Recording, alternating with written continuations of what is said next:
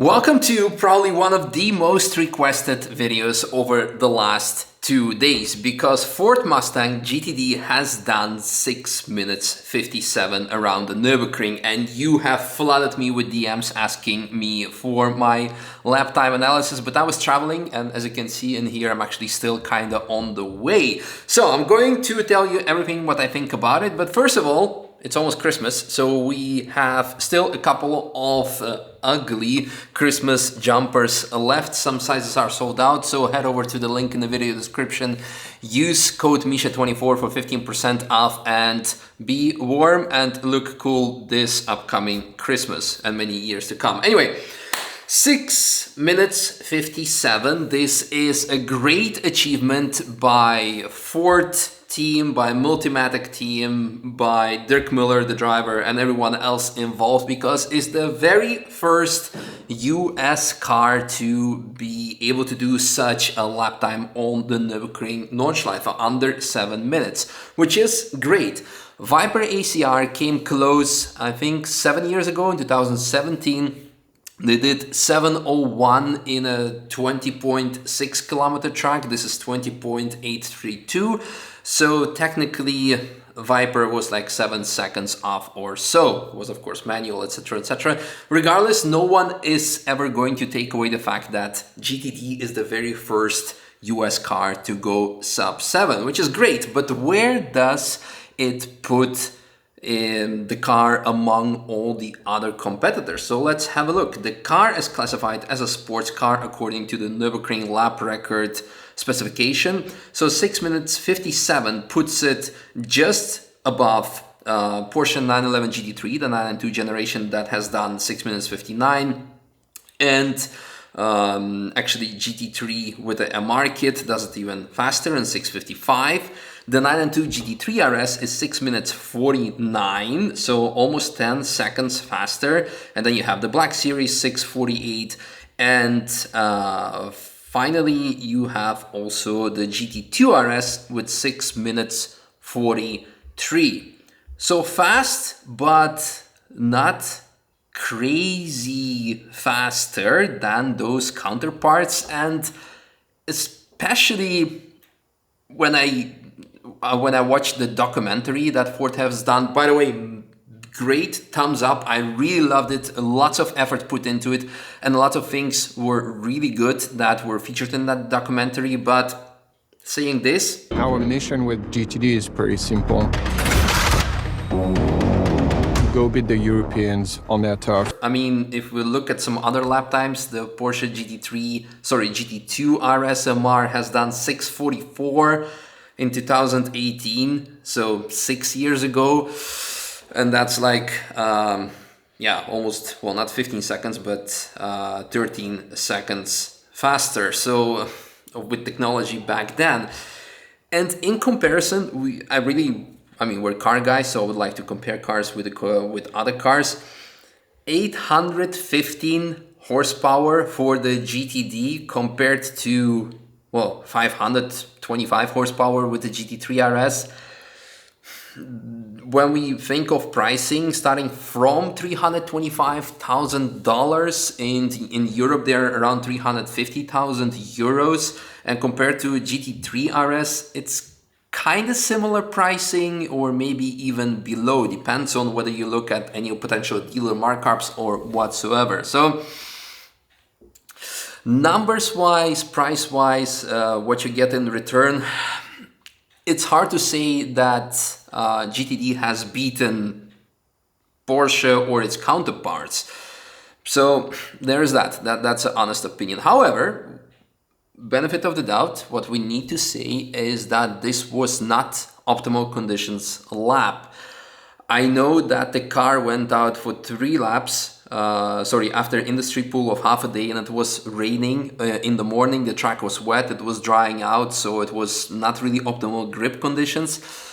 And it has done 6:57. I know that the team has come back 3 times after, and they were constantly met by rain. One of those times that we have actually seen them when I was driving the track day.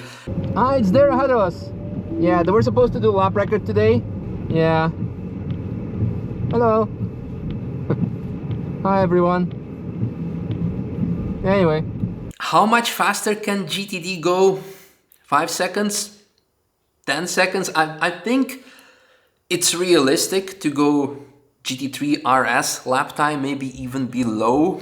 It's possible, it should be possible. I don't know what other issues were there, because at the beginning of the documentary they were talking about that the car was like not having the power, it was not shifting correctly. He felt that the car was down on power, that it was shifting rough, and a little bit concerned, is everything working okay? That was of course more of a drama element to what was happening beforehand. One more thing I want to say about not optimal conditions, it was not fully grippy track, but it was still dry with maybe some light drizzle here and there, but not wet. A lot of people were saying it was fully wet because on the documentary shots you see the car driving on the wet track. From the B-roll shots, those media shots were taken way before the actual lap record attempt. It's not that you're doing car to car during lap record attempt.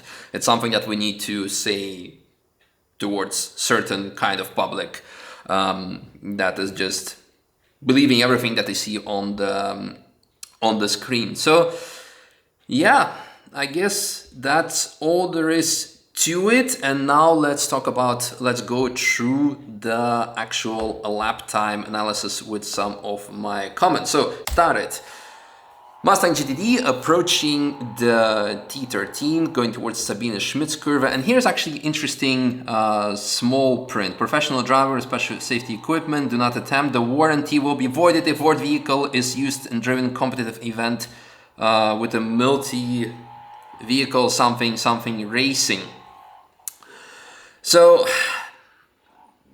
if you go professionally racing, the warranty will be voided, but can you do track days? I guess so, unless you're going for actual lap times in a competition base with other cars. But that's of course to be subjected with other, I don't know what actually is going to happen. Anyway, let's talk more about this. So here, the car accelerates. We have a long straight through Quidderbacher Höhe towards Flugplatz, and it achieves speeds of 240 kilometers per hour, going on the brakes, turning in around 190 kilometers per hour is the V minimum GPS speed, and now it goes flat on the gas. And this is where I was kind of underwhelmed with 800 horsepower, because it hits like 285, it shows kilometers per hour, whereas the GT2 RS with 700 horsepower could do close to 300. And actually the sector by the GT3 RS with 525 horsepower was actually done even faster from from Hocheichen up until Schwedenkreuz. Going downhill, here what we need to mention is actually we have the new curb situation, and all the previous relevant or less relevant cars, they were able to go over the foxhole curb, whereas in this case it's not the case. So probably also already plus second over there. All right, and going towards Metzgersfeld, 180 kilometers per hour, not that bad on the brakes, towards James left, and then to Kallenhardt. Actually, what I want to say, what I really like is that you can see the DRS wing through the rear view camera, so to say, being activated and deactivated. But it would be nice to see how it is activated, why it is activated, like we saw on the onboard of Porsche, for example. Also, for such a great achievement, sub 7 for a first US car, the video quality is kind of potato, I would say. It's of course, but then again, not manipulated. It's actual legit footage of Race Navigator. So that's kind of okay, but we do see throttle positioning sensor. We do not see the braking sensor. Okay, going to allow the links, still flat on the gas, flat. And here now on the brakes into Bergwerk, which is kind of, I would say, very gentle. Again, probably has to do with suboptimal grip levels. And here the car goes flat, and the fourth left-hander, I think it reaches 240 kilometers per hour. Well, actually even above, even 250. That is actually quite impressive. Climbing, climbing, climbing. Now, it's going to be quite interesting. Just a quick comment on the mood curve speed, which is 180 kilometers per hour, the V minimum, which is again lower than the GT3 RS. It will be interesting to see how production cars will perform on multiple laps after each other, because it can suffer from a heat soak, it can be overheating, something that production spec cars actually tend to do. All right, going into the carousel, what according to Dirk Muller is a very important corner, cannot disagree, but it's not the most important corner from what I would tell you. Definitely not for lap times. Which one it is, I will tell you at the end of this lap time view. Now, from here on, it seems that Dirk, the driver, is becoming extra cautious than it was the case before. Lots of coasting is happening, really lots of gentle coasting. So it could be that this part of the track was not as grapey as before, whether it is due to a drizzle or maybe that the tires were getting actually hot, but I don't think so. I think it has to do more with the latter. So going on the brakes, on the gas to Brunchen, and then going towards Ice Curve, braking smoothly, relatively late on the gas. There was a lot of coasting happening in between, as mentioned previously. No crazy airtime through Flansgarden. Also here, relatively gently letting the car steer with the throttle, and then on the gas again, and then flat towards Schwabenschwanz, 250 kilometers per hour on the brakes, and then again slowing down and going towards the mini carousel. Brake, coast, gas, and off we go.